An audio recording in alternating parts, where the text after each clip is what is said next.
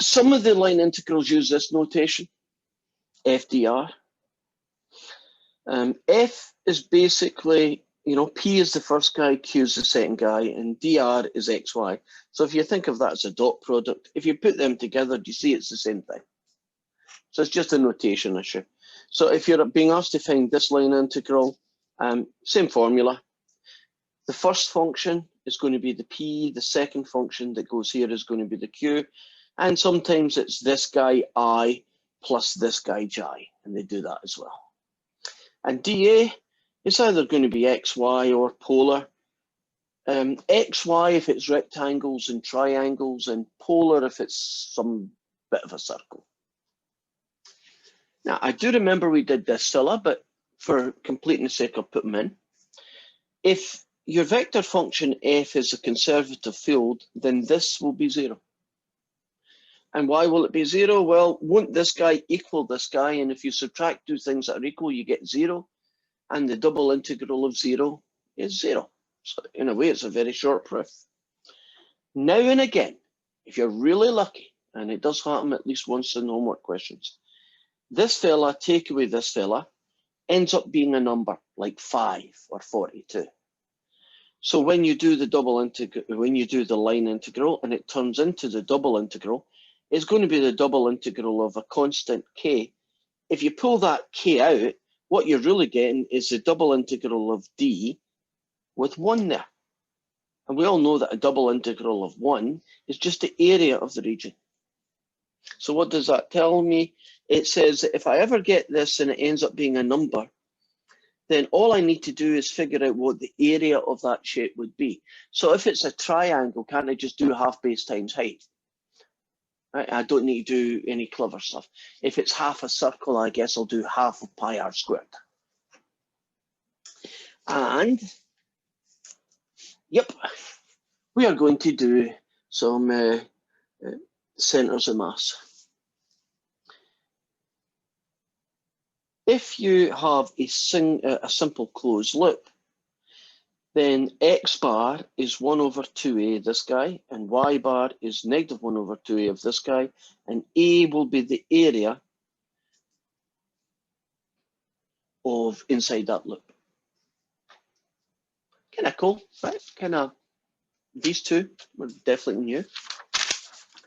So, first guy is a version of question 6. We're going to be asked to find that line integral. The vector function is e to the negative x plus y squared and e to the negative y plus x squared. And C is made up of y equals the cosine of x, and it goes from pi upon 2, 0 to negative pi upon 2, 0. But if you draw a little sketch of it, it looks like that.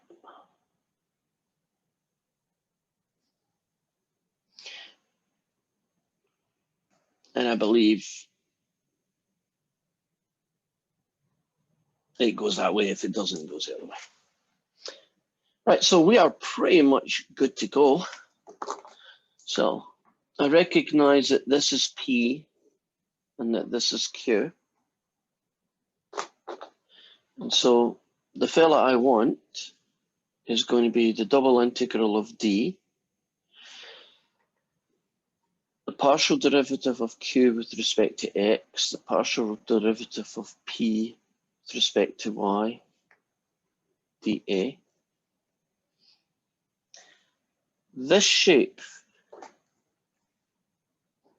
is going to be the vertical rectangle. So it is going to be x from negative pi upon 2 to pi upon 2, and the y is going to go from 0 to the cosine of x. If you take this guy and differentiate him with respect to x, you get 2x, and if you take this guy, you get 2y.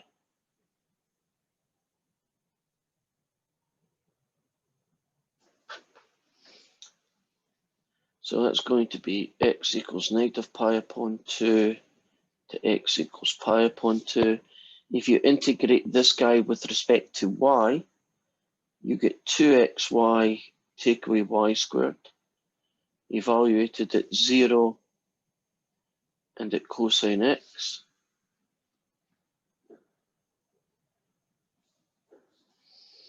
What's that going to get me? Okay, plug in a cosine, you're going to get 2x cosine x, take away cos squared x minus 0 dx. Okay, not the prettiest function in the world, but doable, right? So what we're going to have to do here is figure out how to integrate these two guys, which means you're going to have to get some techniques from Calc 2. Okay, what method will I use to do the 2x cosine x? Integration by parts. Right. So you're going to call this guy f, and you're going to call this guy g, and you're going to do integration by parts. And I suggest strongly that you do it totally separate, right? Just do it on its own. How are you going to deal with the cos squared x? Turn that into 1/2 plus 1/2 cosine 2x. Yep. And again, I'd stick a minus in front if you like, right? And do that as a total separate answer and then combine them and you're done. So, ... right?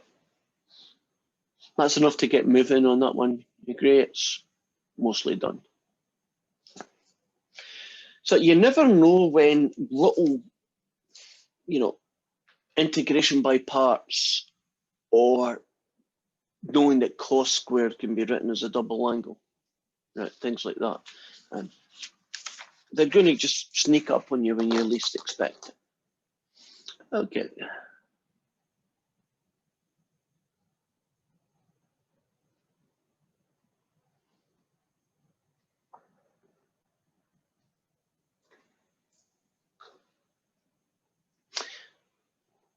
This one is like question 7.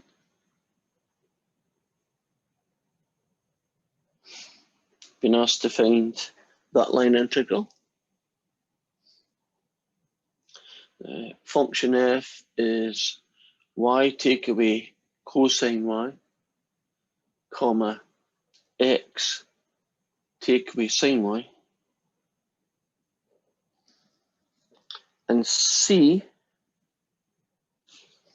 is not very pretty.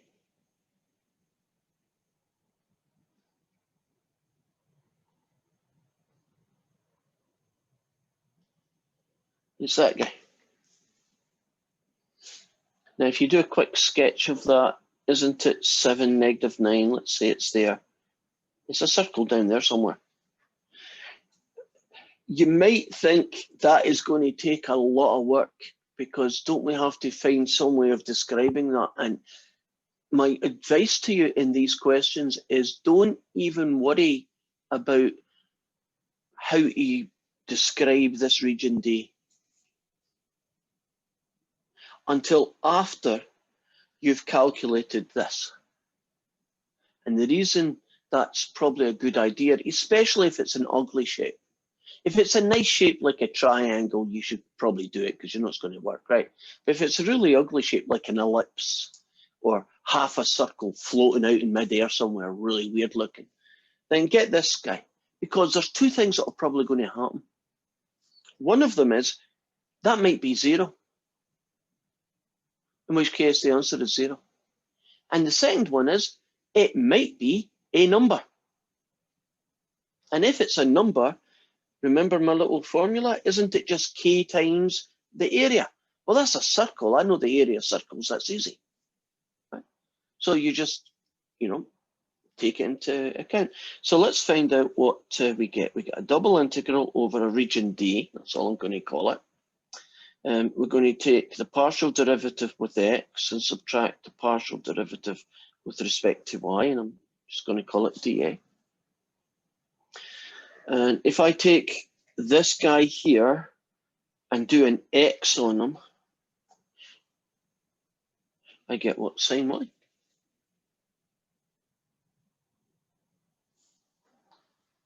I thought it was X minus sine y. Is it X minus sine y? No, it's X sine y. It is sine Okay. y. Yeah, you agree. It looks like it should be. That's what I'm puzzled about, but it isn't. Take away. And now, if you differentiate this guy with respect to y, you get 1. And what does this guy get you? Plus sine y dA. Ah, isn't that nice?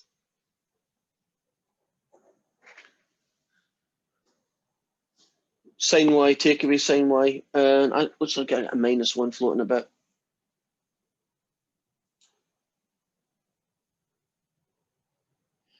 You agree? Oh, I just forgot to tell you something.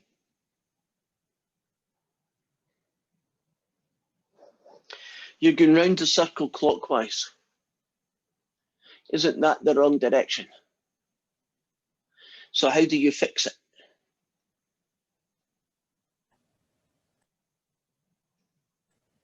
You put a negative sign in front of the integral? Yep. So actually, it's that guy. Oh, wait a minute. Doesn't that mean 1 times the area of D? Isn't this a circle, radius 4? And pi times 4 squared, 16 pi. And I didn't need to do that much work. So when you're doing the closed loop, if they say it's a positive orientation, great, leave it alone. If they say anti-clockwise or counterclockwise, great, leave it alone. But if they say clockwise, or you draw it the way they tell you and it is going clockwise, then will you remember to stick a negative in front? You'll know when you get the answer wrong, because you'll have -4 and it's 4, or you'll have -4 and it is 4, right? It'll be one or the other. You'll just get the sign wrong. Are we cool with that one? Because it actually came out kind of interesting. Right, I think I should go hunting for an X bar, Y bar, shouldn't we? Show you one of those. So let's see if I can find one. Oh, perfect.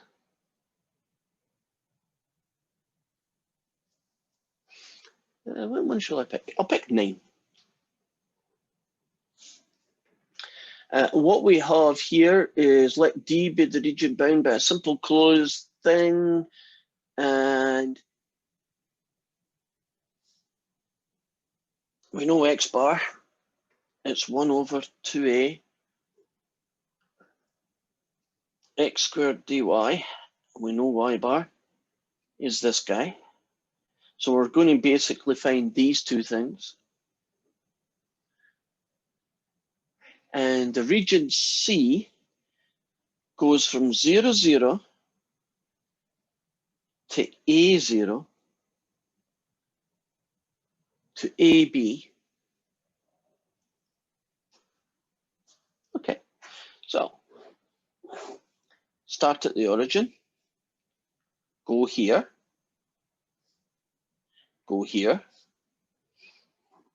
and we'll assume that you have to come back home, right?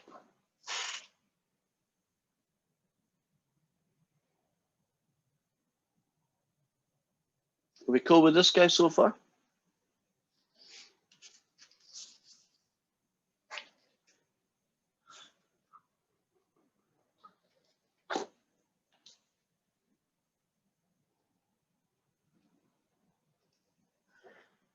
Now, it'd be nice if these were numbers, but you know, you don't always get what you want.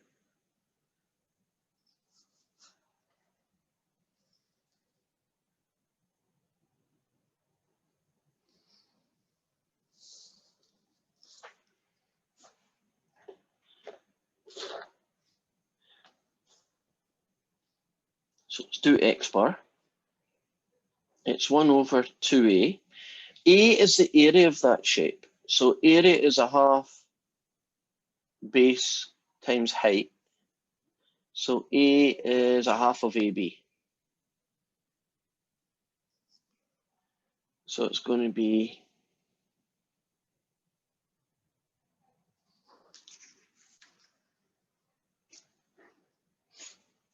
we go with that so far.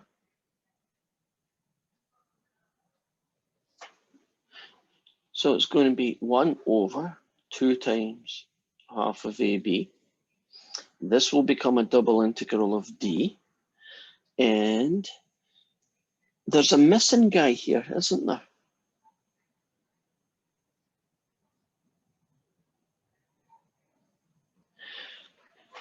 Can you see that I've created this as a 0 dx and an x squared dy? Now that allows us to have a p, even although its contribution is going to be what, 0? It's not going to do anything, but we can still use it.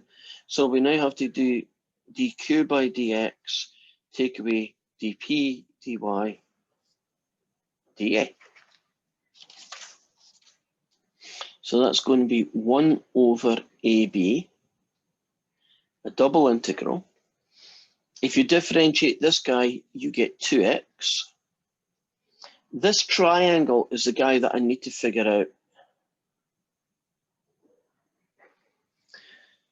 So let me figure out who he is. Would you agree that the x's go from 0 to A?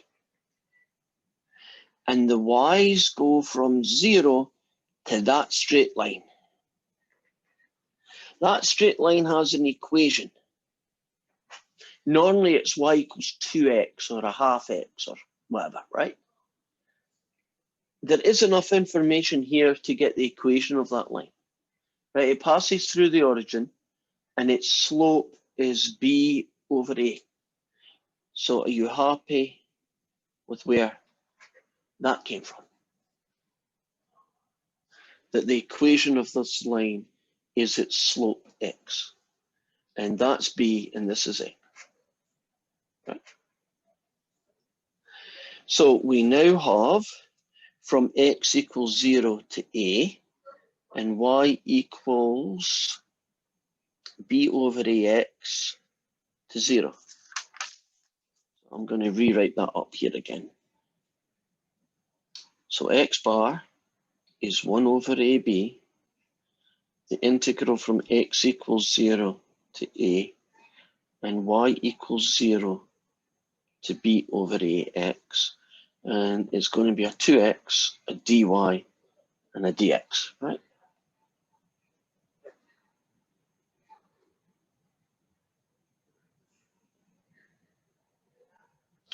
Now, if you take this guy, you're going to get 2xy. You're going to evaluate it at y equals 0 to y equals b over ax dx.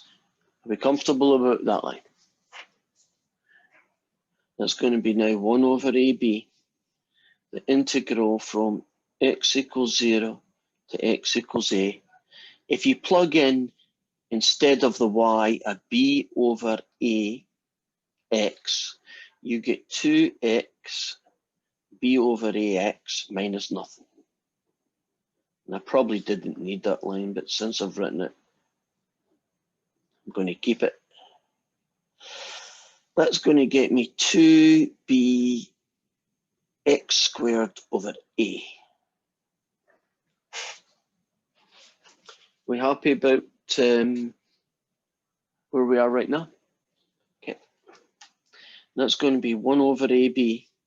If you integrate that, you add 1 to its power and you divide by the new power, which means I now have that guy.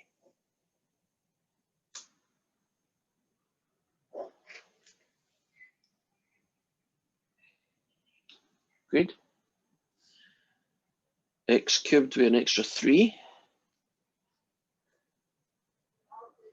Plug in a, you get 2b a cubed over 3a, take away nothing. Now this guy cancels that, this guy cancels that, this guy cancels that. Good grief, what's left? A 2's left, there's a 3 left, and then A left.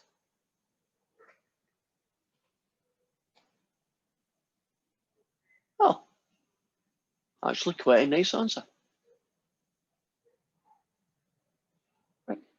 2/3 A. Are we comfortable with that? I'm not going to do Y bar, but you know it's similar. I've got the solution in front of me. It's a third B if you do it right. Any questions about that one, or oops? I'm going to have to leave for a second. It looks like we got some latecomers that I haven't admitted to. Oh, okay, they're in there. As I was saying, are we comfortable with this guy? Right. Okay.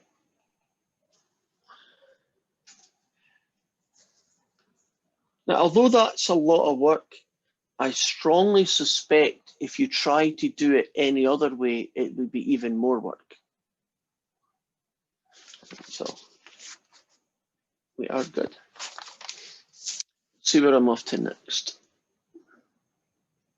Oh, is it this one or that one? I had a good one I wanted to do. Which one do I want to do?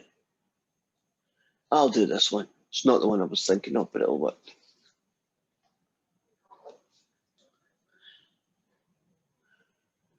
Line integral.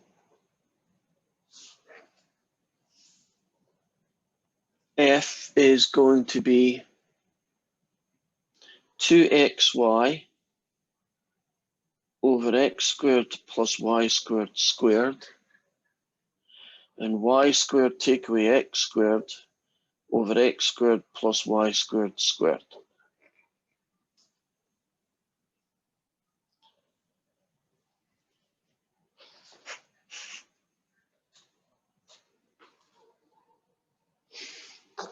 And that means we're going to do the double integral over region D. Oh, I haven't told you what D is. Oh, C is any simple closed loop.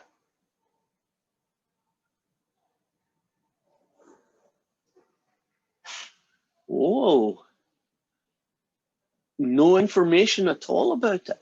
What do you think the answer is going to be? 0? It is.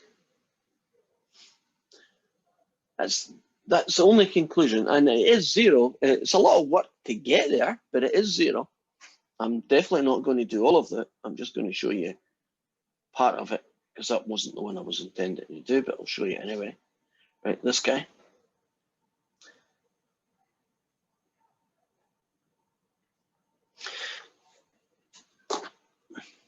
This is P, this is Q. I am not going to do it, really. I'm just going to tell you what you would get if you did do it. If you take this guy and do a partial derivative with respect to x, you're going to trust me, because I've got the answer in front of me, that it ends up being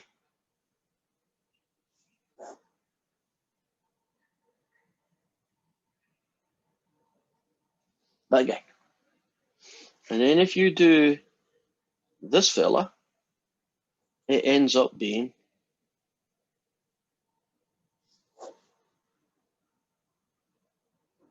that fella.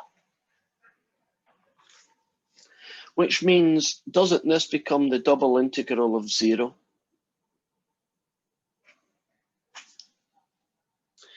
Which means that this is conservative field. I think that's good that they did this, but do you know what they could have really done? They could have made C really ugly and get a lot of you to spend half an hour or an hour just trying to figure out the limits to make D harm. Can you see that it's sometimes a good idea not to do that until you see what these guys give you? Because they could give you 4 or 0, in which case, who cares? all you need to know is the area of the shape, or in this case, that the answer is always going to be 0.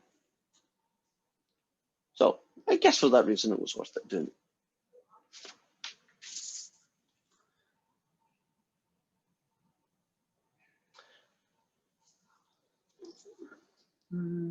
Nah, boring. I'll try this one.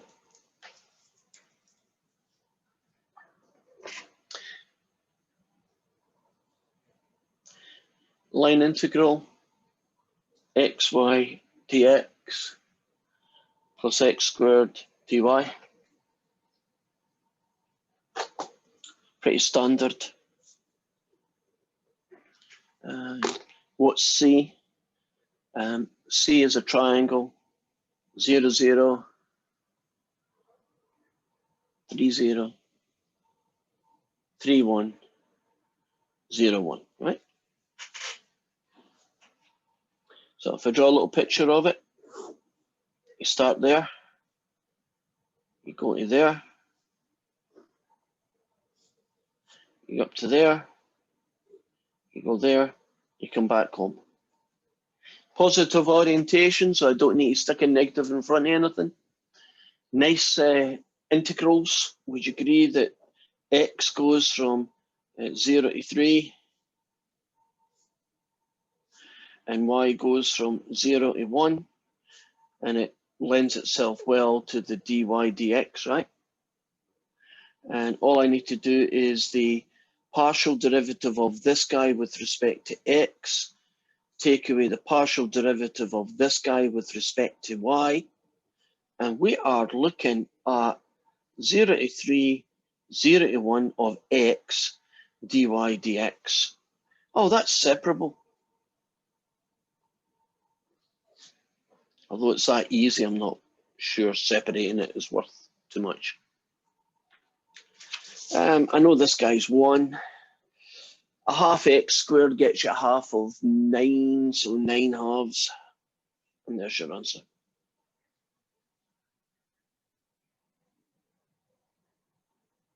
Green's theorem is so smooth when the region that you're doing is like a rectangle, right? Not that bad if it's a triangle. And if it's a circle, we'll just go polar, right? As long as there's nothing too weird going on, it's very smooth. So there is a change to how you're going to do some of these homework questions, because there's a whole batch of them, and this is one of them, where they actually ask you to do it in 2 ways. A, do it directly, and B, do it using Green's theorem. Now you're going to get this correct. You're going to get the same answer. So you're only really going to do this question with Green's theorem. And then you're just going to stick the same fraction in the top one. But just to show you once what this would look like if you did it directly, which I'll call the inefficient old way, right? You would break this shape into 4 different pieces. And so the original one, which is this guy,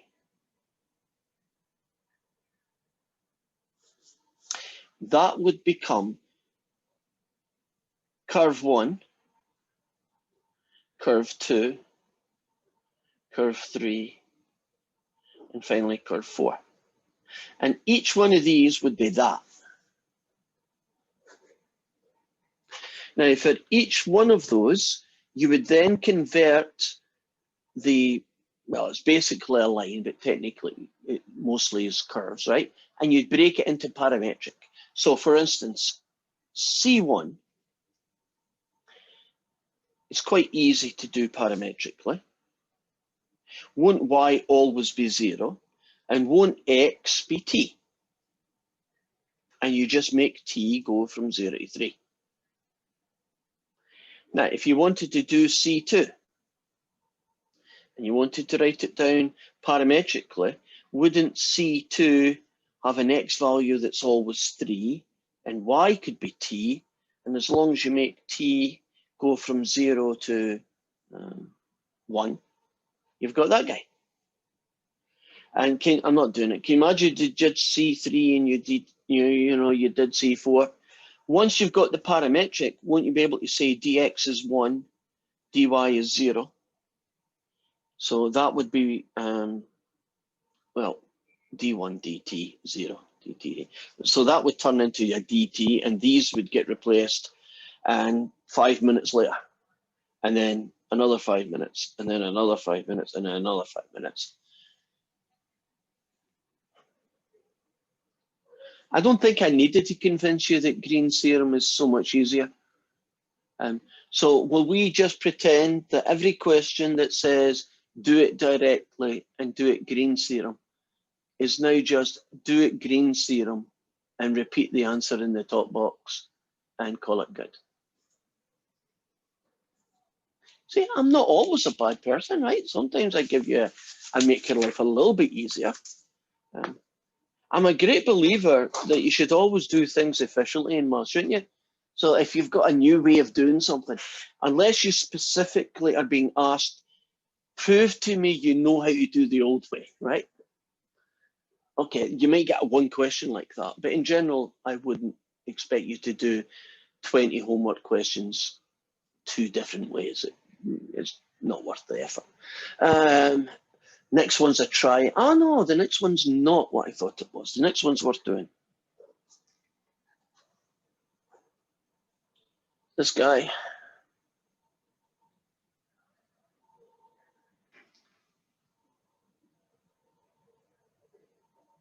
Now, I'm not going to do the whole question here.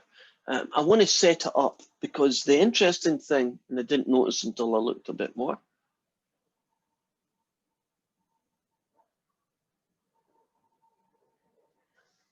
is C. Now, since it is a triangle, it is probably worth drawing. So 0, 0 to 3, 3, it's about here. And then you go from 3, 3 to 3, 6, which is kind of up here. No, 3, 3 to 3, 6, sorry, is up here. And then you come back home.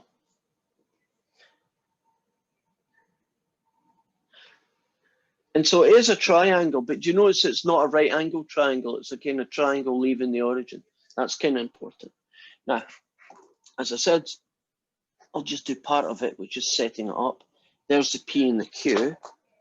So we're going to have a double integral, some region D, and we're going to do that fella, take away that fella, and we're going to do the dy dx guy. I think the next one I'm going to look for is a circle.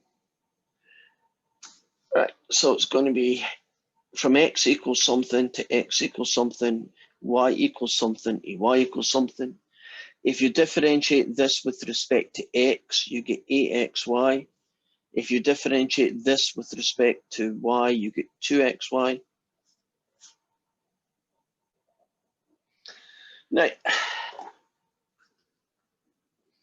there's your typical vertical slice. The x's go from 0 to 3. Won't the y go from the equation of this line to the equation of that line? Right? Big guy, take away little guy. Right, this one here has coordinates 3, 6, so that means it's got a slope of 2. So that's y equals 2x. And this one here is a 3 by 3, so this is y equals 1x. Are you happy about the y equals x, y equals 2x? Is there anything I should do about this guy here?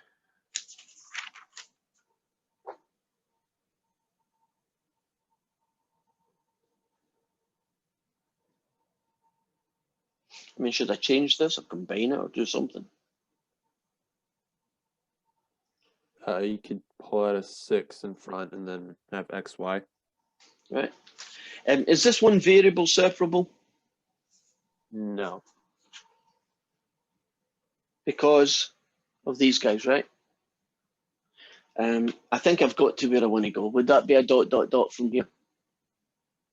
Right. Okay, let's go hunting for a circle, or at least a bit of a circle. Oh, just pretend for a minute that they done the order so that you didn't go through this triangle that way, you went through the triangle that way, right? You imagine the order that they gave you made you draw the triangle like this. Wouldn't that just be fixed by sticking a minus there? This particular one, it was the right orientation, so we are good. Let's find a circle. Come on. Must be it. I found one, 19. Took me almost to the end.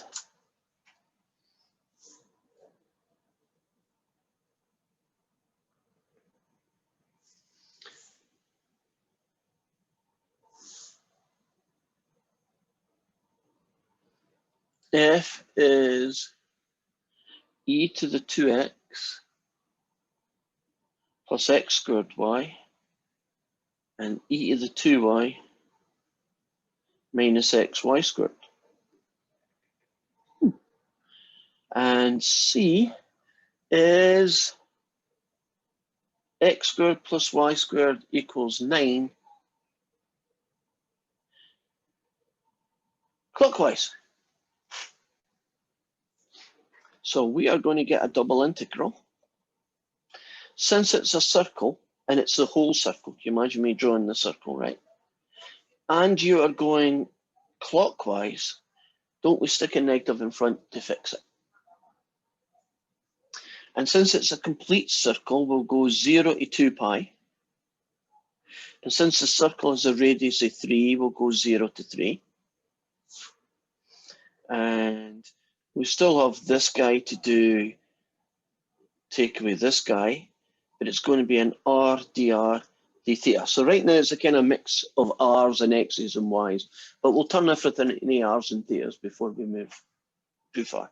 So it's going to be negative 0 to 2 pi, 0 to 3.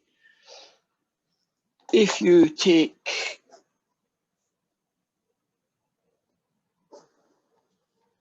this guy and do a derivative with respect to x, you get y, you get negative y squared. Yeah. Take away, if you do this guy with respect to y, you get x squared or dr d theta. That, I can pull out a negative here and that makes the thing positive again. And if I write it slightly different order, do you see something really nice happens?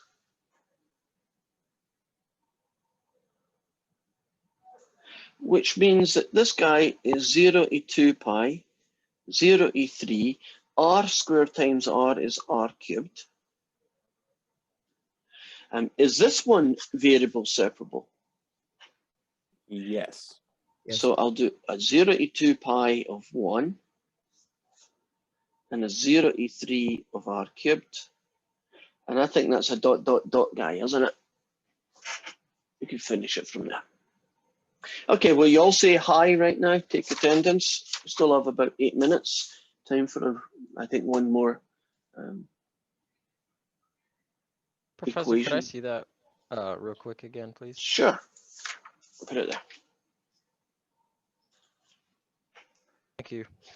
Yeah. If you're wondering from this thing, I pulled out -1 as a common factor. It cancelled out with that one, so it became positive. And I just switched the order because x and y makes more sense. And that guy's r squared, and that's r, so that's how that happened as well. Actually, that's a very clean question, isn't it? Just the way, you know, that's a pretty green question, right? It wasn't too messy.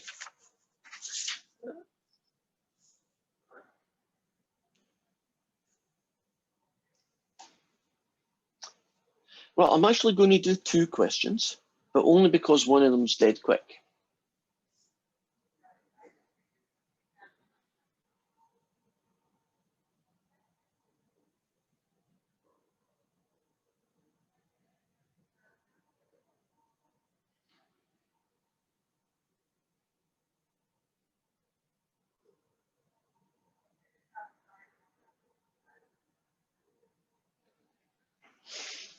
Superficially, that looks scary.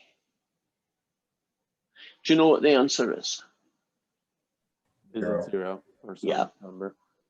Yeah, it's 0 or some number. It's actually 0. So all you need to do is find this guy, take away that guy, and the answer is 0. So you know the whole answer is 0. So don't stress about what to do with this until you really need to do something about it, right? So if you did this and it ended up being X, Y, or something, right? Then you'd have to figure some way of making this, making this work, right? Thankfully, you don't need to, right? And so the real last question is, I don't know. I'm really sure once I think we covered all the good stuff. 17. You have this fella.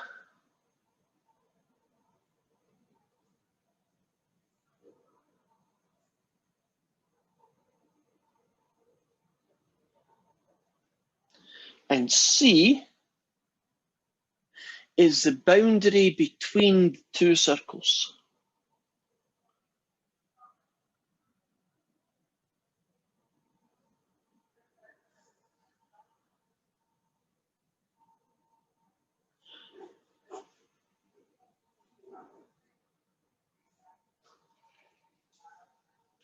Which is basically telling me that guy. Interesting. Okay. This is P. This is Q.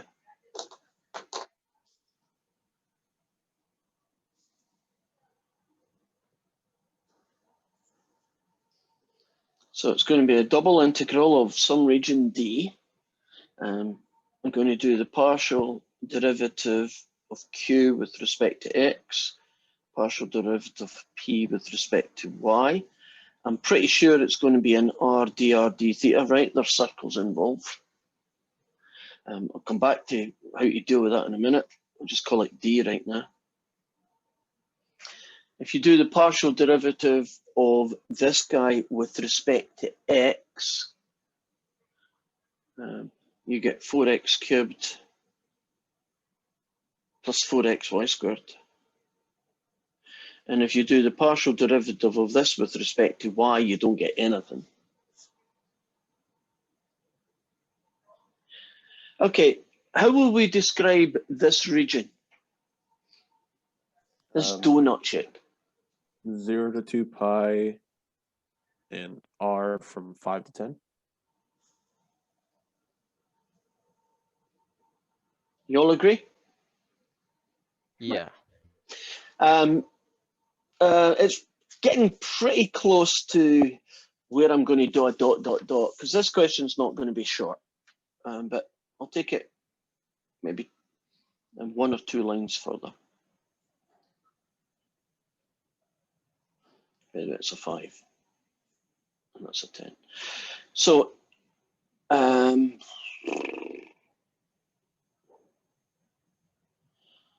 to do this? It's going to be 4 r cos thetas cubed plus 4 r cos theta r sin theta squared, and then an r stuff that I don't have room for. So it's going to be a 0 to 2 pi, 5 to 10, 4 r cubed cos cubed plus 4 r cubed cos theta sin theta. Oh, times an r, which means everybody gets another r. dr d theta. Okay, I think I probably need to do this one more. That sine should be sine squared. Thank you. Now, when you look at this guy and you look at this guy, we want to try and make life as easy as possible. Would you agree that I can pull out that guy? Oh, and I can pull out a cosine theta as a common factor. And that leaves me with a 1 plus sine squared theta dr d theta. Now that I've written it that way, I didn't realize this almost till I finished writing it. Don't I have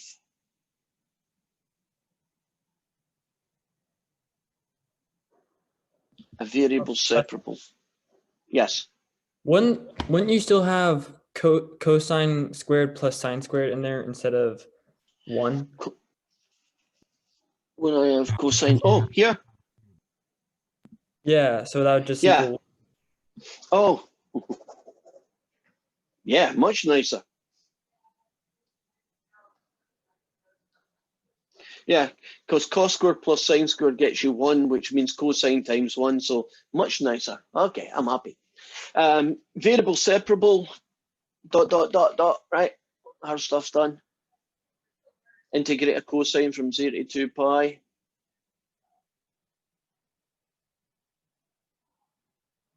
Oh, darn it. What's the integral of cosine from 0 to 2 pi?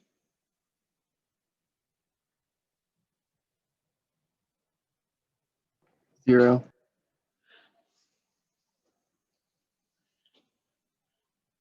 It's a conservative field. Or no, let me rewind that. This one is not a conservative field. If it had been, this would have been 0. But this has an answer of 0. So what does that mean? All conservative fields have a closed loop line integral of 0. But not all closed loops whose integral are 0 are conservative fields. Right? All politicians are liars, but not all liars are politicians. I have a question. You better not argue about politicians lying. The region isn't bounded by a simply connected curve, is it? So how can we use Green's theorem? Oh, we cheat. We imagine that we break the shape into pieces and all 4 pieces go together. So you're allowed to do a cheat. It's a subgroup of Green's theorem that says as long as your shape is 2 simple closed loops, one completely inside the other, you can still use Green's theorem. Okay, thank I The like proof how of it in is math, if there's something we don't like, we're just like, oh, well, let's cheat. okay. Let me phrase cheating to find an efficient way around a problem that we would like to get the answer to. So you basically, actually, you break the shape down into that guy and that guy, and then you add them together, and that would have the net effect of giving you the shape. So that's the reason why the cheat works. But the easy answer is that it works, right? Can you also think about it as like finding the Green's theorem of the inner one, but then not having that in the Green's theorem of the larger one? Oh, you could do it by finding Green's theorem of the big curve, take away Green's theorem of the little curve. That is an interesting thought, Ben. I've not thought of it that way. If you've got time, will you actually do that? And if you get the right answer, I'd go for it. It sounds like it could be true, but I'm not 100% sure, right? So if I picked you up right, he's going to do Green's theorem of an outer circle and Green's theorem of an inner circle, and then he's just going to take one away from the other. It sounds like it could work, but I've never heard it phrased that way. It's just 0 minus 0. Oh, flipping bananas. Well, technically it works, right? So I guess it's true. I would prefer a different situation. I think just because that cosine, whatever it is killing us, right? It would be nice if the top one was 10 and the middle, the outside was 10 and the middle was -10. That would be kind of cool. So if you wanted to do that, you'd have to do it with a different function, perhaps. One that's not got 0 as an answer, for instance, would be really good. And check that out. I'd be interested to see if it works. I'll send you. Okay. Any other questions? Because it's by your time, and I know your time's valuable. I haven't heard much from you, Leah. Are your kids keeping their heads down right now? Because Christmas is getting close and they want Santa to say nice things about them? Mostly. Well, the little one still believes in Santa, right? Yeah, I got the bottom 3 do. Oh, well, you're good. And you've got to tell the other 2 not to tell the little ones, right? They're under strict orders. Okay, bye-bye, guys. If you have anything, oh, you can't see me because I have another class to do. Okay, bye-bye then. Bye. I'm out of here, Brenda. Bye-bye. Bye-bye, Race. I hope you finally got through.